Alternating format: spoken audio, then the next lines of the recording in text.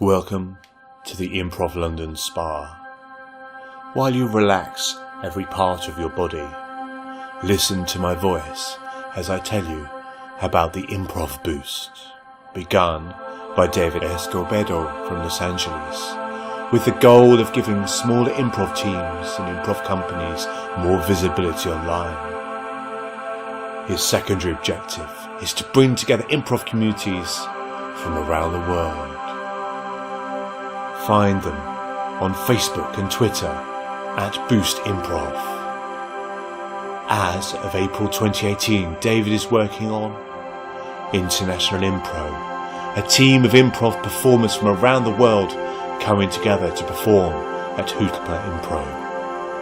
And, by invitation only, improvisers from different teams around Los Angeles coming together to do an online improv show.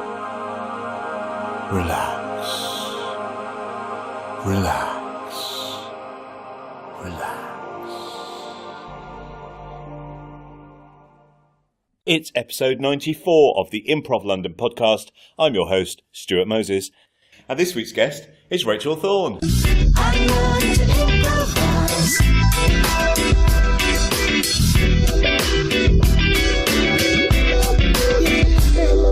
Hi Stuart. Hi Rachel, how are you? Yeah, I'm unbelievably well at this current point in time because I'm at the British Improv Project weekend, and I think it's true to say that literally every single second of this weekend has been amazing. Brilliant. Yeah, genuinely. Have you been staying up really late? Yes, which is quite a big deal for me because I always wake up at 6:30 in the morning. Right. So for me to be up at 2 a.m. singing Living on a Prayer, while that is how I want to spend my time, it's not often how I choose to spend my time because I pay such a price in the morning. So is this your first British Improv project? It is, cool. Yes. So the guys back home in Sheffield have been coming, I think, since its inception. And every 6 months they come back and go, oh, we did this amazing thing. There's this awesome guy. Oh, they taught us this thing. Oh, she's so cool. And each time I've been like, I want to do the So it's hard to ask, but what's been the highlight so far? Oh, do you know, yesterday I did 3 workshops in formats that I'm not familiar with them. I'm not experienced in them. I don't have stage time in them. And I really put myself out of my comfort zone, and it was so great to be out of my comfort zone, challenging myself. So I did Armando's with Tom Young, which was brilliant. So unlike the narrative, emotionally grounded stuff I usually do. And then I did 2 music things with Tom Hodge. Brilliant. And he is so good musically and on the keyboard. Yes. And it was so much fun to sing. Yes, I was there for the short form improv and the doing the cell block tango. Yes. That's my new favourite thing in improv. My new favourite thing is the cell block tango. Because turns out I haven't seen Chicago. Who knew? I didn't. I thought I had, but I think I maybe just saw billboards or something. So I didn't know what it was going to be. And it was like, oh, did you look into my soul and see that this was going to be the exact thing I would love more than anything? I didn't know what it was going to be. I mean, I love musical improv in general, so I didn't know that was going to be. But that was turns out that's all I want to do in life. Make it so. I'll do my best. Cool. So you're perhaps best known for being in crime scene improvisation? Yeah, well, I hope that that's what I'm best known for because it's the longest running show that I've done. And I co-founded it with Lee Apsey. And I am genuinely really, really proud that Lee and I met at a Hoopla weekend and went, oh, we click, we should start a show. What should we do? Hey, I bet murder mystery is a good idea. Who should we get involved? Got people on board, built the show, and in this Edinburgh we're playing at Underbelly. Fantastic. So I feel really proud that I've literally taken nothing and created something fabulous. That's amazing. So what's the format of the show? It's an improvised murder mystery. That sounds hard. It sounds hard. Yeah. Well, do you know, as improvisers, the very first challenge we sat down with in our very first rehearsal room was, if we kill off a cast member, that person doesn't get any more stage time. And there are improvised murder mysteries where they do kill off cast members, But our solution straight away was for the dead body to be fictitious from the start. And then that leads in really clearly to that being the get from the audience. So the audience create the fictitious murder victim. And it means that straight away they have a stake in the story because they've created the central focus, which is this person who's died. Yeah. And so that's how we start the show. Cool. So what are you asking for from the audience? We ask for the victim's name and their occupation. And the occupation is crucial for us as improvisers because that sets the world. Yeah. Guess which occupations we get most? Taxidermist? Taxidermist, exactly. And dentist? not so much gynecologist. A lot. Yeah, and it's so lovely that people come to the show literally buzzing with how creative that they've been, and they're going to say the word taxidermist to the point that we've actually put in the programme, hey, come up with a profession. We've done taxidermist. Wow. But even better, I was at a Mothers in the Creative Arts meeting at the Crucible Theatre last week, and we went round saying what we do, I'm an actress, blah, blah, blah, and one woman was a taxidermist. And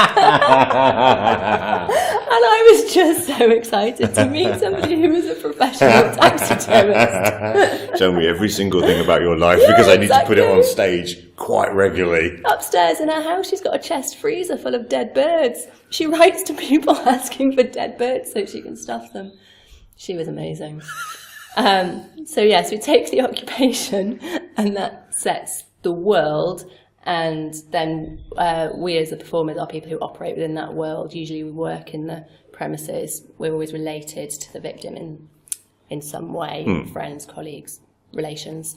And then the last thing we take from the audience is the murder weapon, and we try to ask them not for a gun or a knife, but something that really is wacky, and because they've given it to us, that gives us permission to be wacky. Right. So it's quite consciously a surreal, silly show. Right. But because that comes from the audience, I think that works rather than being the self-indulgent, crazy town stuff. Yeah, that makes sense. So is it narrative? Yeah, so we have a detective, a bit like the conductor role in Showstopper, and the detective is the linking point between the reality that the characters inhabit and the audience. Oh, wow. And the detective sort of guides the audience on the journey of figuring out who done it. And so we have a line-up where the audience ask the characters questions. So every character you see is a suspect. Yeah. And the audience grill us in the lineup, which is basically a massive pimping exercise. But again, because it's coming from the audience, they have this agency and this really rewarding experience as audience members that they've really created the show. Yeah. And they take great delight in really messing us up. And it always gets really tangled and convoluted, but not in an unclear way that you do sometimes see in improvisation, but because it's all gifted to us by the audience.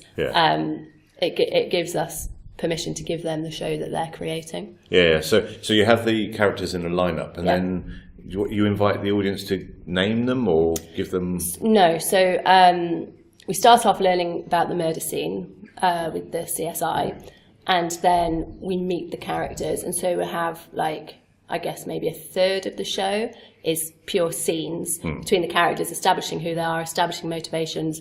Why might any of them have killed the victim? What are the relationships between the people? What secrets have they got? And that's pure narrative improvisation. And then the detective brings them on, and that's when the lineup starts. And the lineup is the, what's the term for this? The pre-climax point? Yes. Really well-known pre-climax point. It's so well-known pre-climax point. Yeah. That's what we're building to. So it's getting to the point of where one of these people actually killed this person, and then we have one final scene and the detective comes down and says, okay, so we know who did it. And the audience go, do we? And then they pick who's done it. Ah, lovely. Yeah. So we don't know who's done it as the performers. the audience are trying to solve a problem which doesn't exist, which is a lovely thing for an audience member, I think, to be really engaged in something which is literally being created before their eyes, and then to have that agency and control where they go, it's a public vote situation where they vote for who's done it. And then as the performers, we have to account for why we've done it, factoring in all of the things that we mentioned in the show, all of the things that came out in the lineup. So yeah, it's an exercise in tying everything together. Wow. Ideally in a hilariously funny way. I'd settle for being funny or tying it up if you're going to do both. We do both. Yeah, we do both. We've been doing the show for a good 3 years now. So we're so comfortable with each other, we're so comfortable with pimping each other, throwing stuff in, all the things that when you first teach beginners improvisation, you ask them not to do. Because we're so comfortable with each other, we can use those things to enhance the show, like pimping each other. Yeah, I mean, this is the whole thing. There are good ideas, good practice when you're starting, but then, you leave those training wheels behind when you've got a bit more experience and you know the group that you're working with. So. At drama school, one of the things we really talked about was how rules are there to be broken. You only need a rule because there is an alternative, which is to break that rule. And once you've got the rules, that's when the fun really starts of breaking them. So did you first do improvisation at drama school? That's right, yeah. Actually, I think I've had the reverse journey into improvisation than most improvisers. So a lot of people start off in short form and then want a bit more and go into long form. But I went to Drama Studio London, and improvisation was taught there by Phil Whelan from Grand Theft Improv and Oliver Senton, who was in Showstopper at the time. And it just came into the room and it was like, games, messing about, lovely, that's not what we're here for. We're here, here to create real scenes about real people. We're just inventing it on the spot. You have to be clear. You have to establish who you are. You have to care about who you are, believe who you are.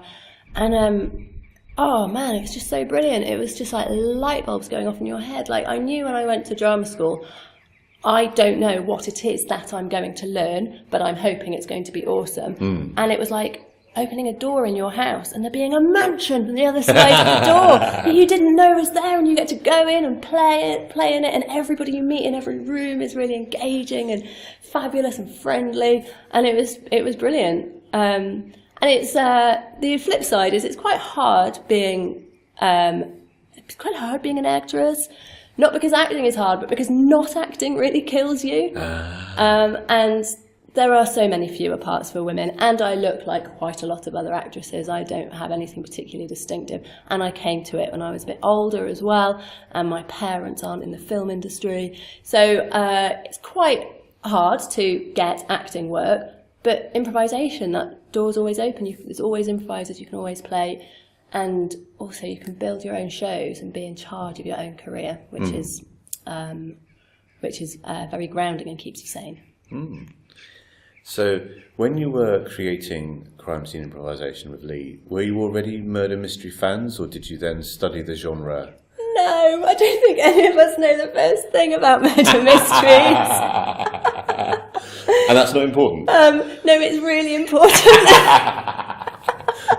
My advice to anybody creating a show, because I was also in Upstairs Downton, which was very clearly based on that sort of soap opera period drama style of 5 years ago. And I also created Scriptless in Seattle, which is an improvised rom-com. And we totally studied the genre for those things, and we watched all the shows. And if you're going to create a long-form narrative show, flow and study the genre that you're creating. I think the reason we didn't study the genre of murder mysteries is because they're so ubiquitous. You actually do have it in your DNA. You do actually know how a murder mystery works. So we didn't do the formalised studying process, which I think for the vast majority of genres, the vast majority of people should go through. Yeah, fair enough. But I feel like I should just clarify, it wasn't just Lee and I who created it. Lee and I met and decided to form the group, and then we got Nicola and James and Sarah on board, and the five of us created the show. And then Steve and Danielle joined us, and then we recruited Alex and Kaylee for Edinburgh a couple of years ago. Fantastic. Let's talk about Upstairs Downton. Yeah, let's do that. Tell me about your experiences with that. Oh, it was just so fun. It was such a lovely cast. I was cast through an audition process rather than creating it from the start. And I think as an actor, that's quite important, that you're not always creating your own work, because what if you're rubbish? And you do need validation that other people want to cast you and work with you. And I had a great time doing period drama, because I think probably as an actor, my dream would probably be, genuine period drama, the wigs and the bodices and all of that. Until that happens, I quite enjoyed getting my practice skirt on and being in upstairs Downton period drama land. And using the language is just such a gift when you're doing a period drama. And I was also pregnant while I was doing that show. Wow. So we did Leicester Comedy Festival, gigs in London, and then Edinburgh I did 7 months pregnant, which is where the practice skirt was also a fabulous costume choice. So a practice skirt is? It's a massive, long wraparound skirt that you use in drama school, quite often in dance things where you're doing period dancing, or in period acting, you need a costume. Right. Because it really affects the way you move if you've got a great big massive heavy skirt on and down to the ground. It just changes the way you're present in the space when you're dressed like that. And it also wraps around a pregnant tummy bump, which is handy. Yeah. So, because there's the debate, if you are 7 months pregnant, are you a pregnant character? Is that what you're going to say? Yeah, sometimes I was and sometimes I wasn't. Sometimes we used it. I remember one show where Jonah Fazell was my husband, and I, as his wife, was trying to get more affection from him, and I was like stroking the bump, and I was like, I just don't feel like you really see me and understand me and know what's going on in my life. Massive laugh, because massive, pregnancy tummy. But then sometimes I wasn't pregnant, and I think with a lot of improvisation, you can play something very outside who you are. So a lot of shows, girls can play guys, guys play girls. It depends on the aesthetics of the show and what you're trying to achieve. But pregnancy was just the same as that. And what was also quite funny was when audience members thought I had stuck a jumper up my top or something, which would be a weird thing to do. I'm going to be pregnant in this show, get the jumper, stick it up there. So we actually haven't spoken to anyone about Upstairs Downton, so can you just remind us what the form for that show was? Yeah, it was just like on the telly, only made up. Wow, brilliant. Fantastic. Let's move on. So you recently moved to Sheffield? Fairly recently. Yeah, so bottom line, couldn't afford a bedroom to put the baby in London. I'm from Sheffield, grew up in Sheffield, and quite didn't want to have a baby without my mum round the corner. Right, fair enough. So for family, personal reasons, went back to Sheffield, and it was like moving home. I love Sheffield so much. It's part of me. It's a fabulous place to live. Yeah. But oh my God, the wrench of leaving the improvisation scene in London was so hard. It's horrible. And special love to the crime scene improvisation gang for just...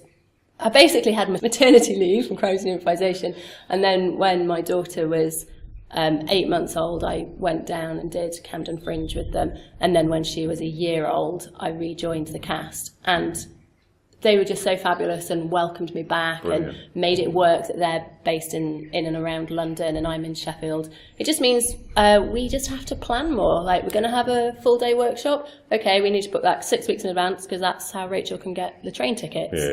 And it just takes like a little notch of extra organisation for this fabulous thing to happen.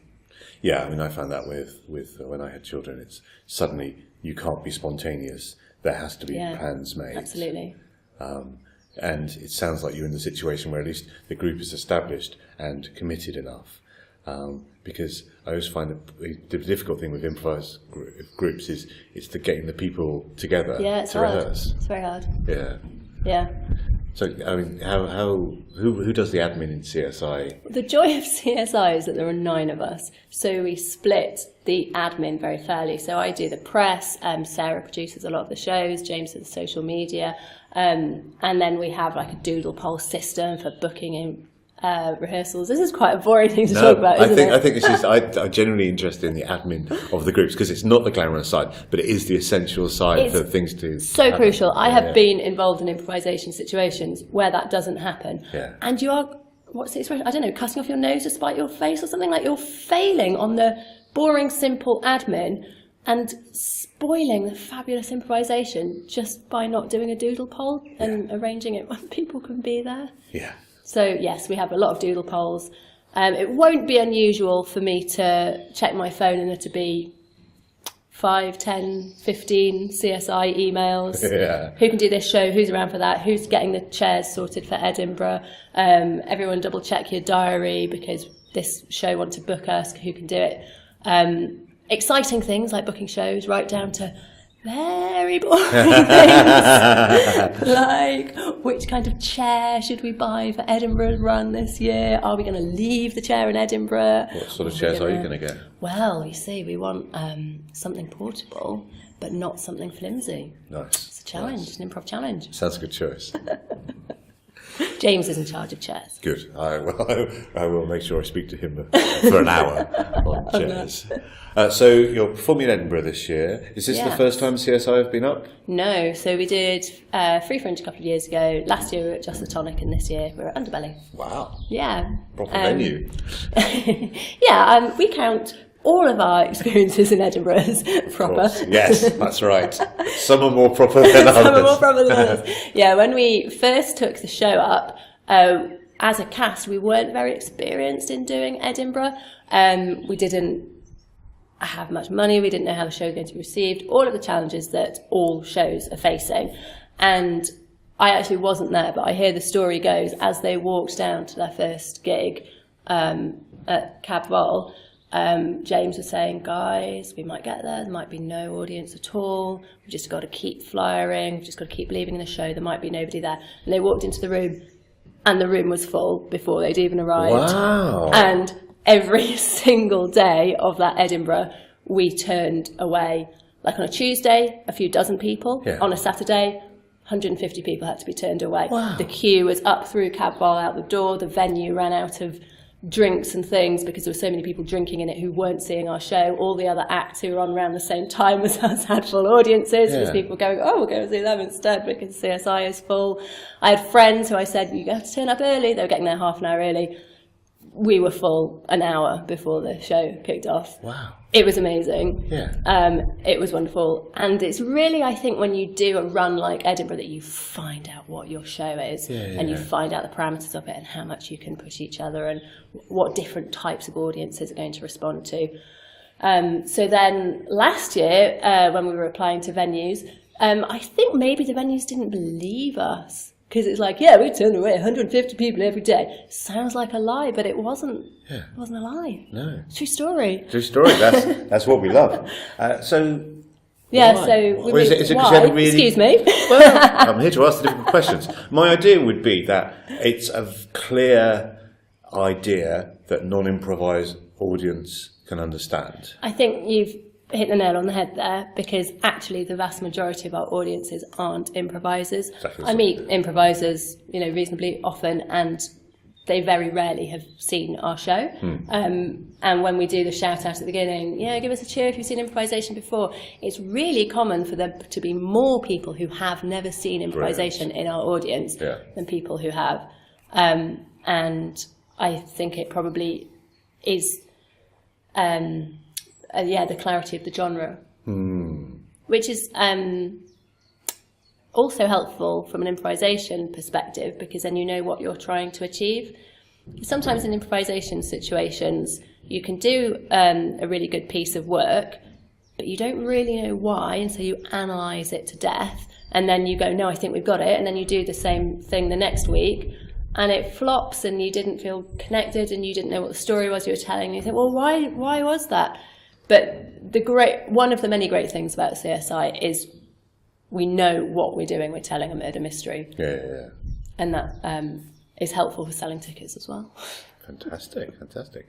So, can we talk a little bit about your move to Sheffield and then discovering short form? Yes, exactly. So I think many improvisers start in short form, but I had not done any. I trained at drama school, and then I joined Downton and created CSI, and then moved up to Sheffield to have the baby, and there wasn't any long form in Sheffield. So I joined Shrimps, which is the University Improvisation Society, and they were so friendly and welcoming and fun and full of energy, and it was brilliant. And Joe was our artistic director at the time, and Hugh had been the year before. So I basically learnt my short form from Joe and Hugh, and it was so great to be learning something new again, especially after maternity leave. You learn a lot on maternity leave, but it's not so joyful as improvisation. I love doing short form with them. But quite quickly I was like, this is great, guys. Hey, how about we do my thing now? So I invited a few of them to see if we wanted to form a long form show. We agreed between ourselves we would do a rom-com, and then we created Scriptless in Seattle. Cool. And because they didn't have long form experience at the time, I was kind of coaching them while we were building the format of the show. Yeah. So what's the format of the show? Well, that show was an improvised rom-com. And You'd learned from your experience of murder mysteries. So I knew how to build a show. Although you never stop learning, because I learned so much by creating a different show in a different scenario with different people and different objectives. And we had loads of fun doing Scriptless in Seattle. The show doesn't exist anymore. We did Leicester Comedy Festival last year, and we were nominated for Best Improv Show, but it was a bit weird because at the time the category was Best Musical / Improv Show. Okay. So not musical improv, all the musical shows were eligible and all the improvisation shows were eligible. Ooh. And then the person who won it was the Elvis Dead, which is Rob Kemp. Right. If you ever are in a place where the Elvis Dead is on, go and see that show because it is unlike anything. So he not only won musical / improv, he also won Best Show at Leicester Comedy Festival. Okay, fair enough. So our egos were mollified when he won Best Show at the festival.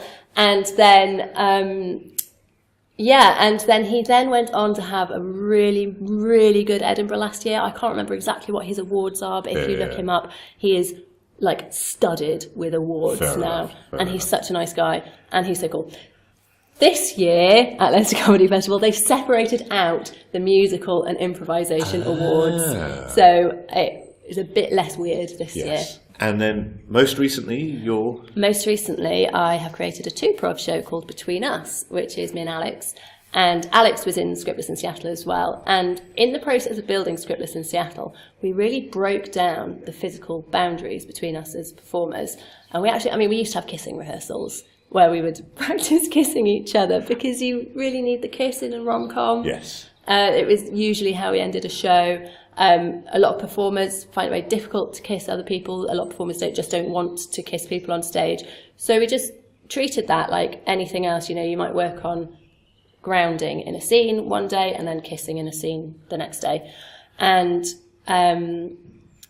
we had a lot of fun, like taking the mickey out of romantic relationships when we were doing Scriptless in Seattle. But then I think Alex and I were both a bit like, but what if it's a real relationship? What if we're not ultimately playing it for laughs? What if we explore, using the tool of improvisation, what it is to be in love and how hard it is to maintain a relationship when you are two separate individuals? So Between Us is often really funny because it's improvisation, but it's not a comedy, it's a drama. Right. And I feel really, really blessed and lucky that 1 week I can perform crime scene improvisation, and it's very silly, very surreal, very funny, lots of willy jokes. And then the next week, Alex and I will perform a straight drama where we're really exploring what it is to be in a relationship. And I love that improvisation is able to do all of those things. We did a show at Bristol Improv Theatre last weekend, which is amazing. Everybody goes to Bristol Improv Theatre. I've been talking a lot about Bristol in this podcast sometimes when I've been trying to talk about other places. But Well, they've earned it because they have put in so much work and created something so fabulous. And yeah, we had a great show in Bristol. It was brilliant. But I don't think we set out to do this, but we ended up telling a story in which there was postnatal depression. And if you asked me, should you deal with cancer, abortion, postnatal depression, improvisation, I'd say, no way. Audiences don't want to sit through that. That is not what audiences go out to the theatre to see. But it's one of those rules which is there to be broken because we earned the seriousness of the story by building the emotional truth between those two characters to that point. Yeah, wow. Yeah, it was really intense, actually. Yeah. Honestly, doing Between Us is genuinely very intense. I quite often experience an emotional hangover afterwards, where I'm still carrying around what was happening to that character. I think that does happen in scripted productions, but when you've created the words, not from your head, but from the situation which is arising in front of you and from what is going on between you and one other person, it's very engaging and very intense, and you give such a lot of your emotional self to create that person. It's very hard to then just shrug that person off and move on. Yeah. After one show that we did in Sheffield, I had like a trembling fit after the show, and my whole body was trembling with the emotion of it, and I couldn't get warm, and I was just so cold from it. Yeah. I don't know if the audience felt like that, but I did. I'm sure they did. Okay, so 2 big final questions. I feel 3 is the magic number, but I've only got 2. So, if you're performing with somebody, what can they do to delight you? Oh, that's a lovely question. What can somebody do to delight me? They could make it real. I think an awful lot of eye contact is really special and really important, and they could take whatever it is that we're talking about, whatever is happening, and then bring it back to the relationship between those two characters. And then when that happens, as an improviser, something in me goes, oh, it's like a flare. It's like, yes, let's pursue that. What's going on between us? Cool, fantastic. And the big final question is, what's your signature move? What's the classic thing that you do, brings the house down, saves the day? I have to classic tell you Thorn. this. When Alex and I were driving to the Bristol Improv Theatre, we were listening to your podcast, the Kate Knight episode particularly, because we had the Improv weekend coming up and we knew Kate was going to be there. And when you asked Kate that, we paused it and then we both went, what's your signature move? What's your signature move? So I should have my answer already. Oh, I want everyone to do this now. Either to pause it and guess their own signature move, or pause and guess what the signature move of the guest is. What am I going to say? Yeah, those people who know me, I want answers on a postcard of what you say at this point. So my signature move in crime scene improvisation...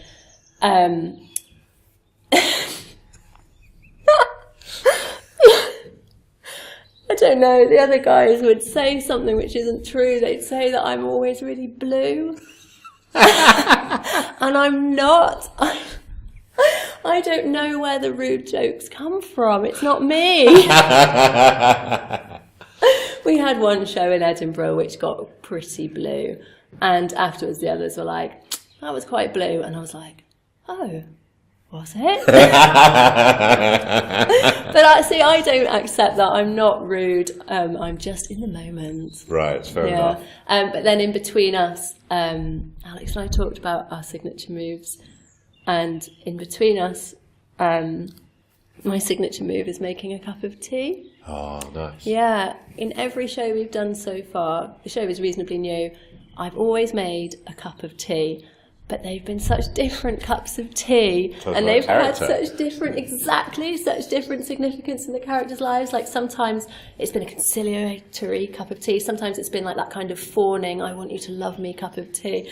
Sometimes it's a really angry, silent cup of tea. I played quite a ditzy character in a show we did in London who made Alex a cup of tea and then drank it herself and ate his sandwich that she just made for him while he was like glowering at her.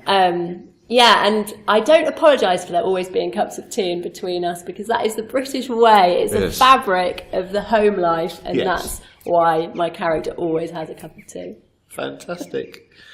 Thank you very much. Thank you so Being much. a guest on the Improv London podcast. Yay! Yay! I made this. That's improv!